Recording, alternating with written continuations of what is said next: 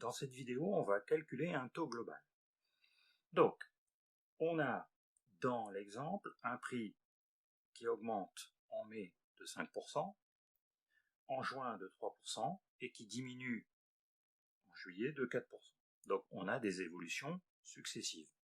Et nous, ce qu'on voudrait trouver, c'est quelle est l'évolution entre le prix que l'on a donc en avril et le prix que l'on obtient en juillet, c'est-à-dire trouver le taux global.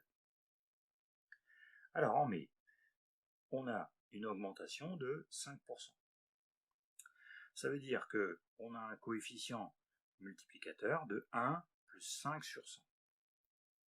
C'est-à-dire que le prix en avril, il faut le multiplier par 1 plus 5 sur 100 pour obtenir le prix en mai, ce qui fait 1,05.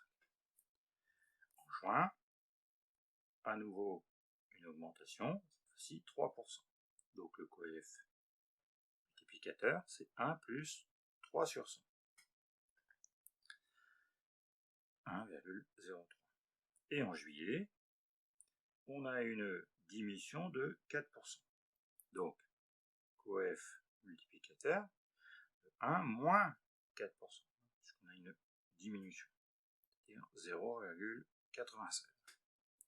Donc on a multiplié le prix en avril par 1,05, le prix en mai par 1,03 et le prix en juin par 0,96. Donc au final, on a multiplié le prix en avril par 1,05 fois 1,03 fois 0,96 pour obtenir le prix en juillet. Donc finalement, on obtient ici le coefficient multiplicateur entre avril et juillet. Si on calcule, on trouve 1,038. Donc, on a donc un nombre supérieur à 1, c'est-à-dire qu'on a une augmentation.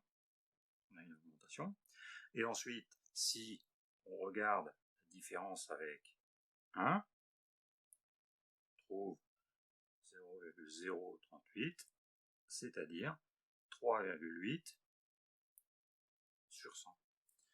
Ce qui veut dire que notre taux global, en tout cas ici notre augmentation, entre avril et juillet, on a une augmentation de 3,8%. Voilà, donc on a trouvé l'évolution globale entre le début et la fin des variations de prix.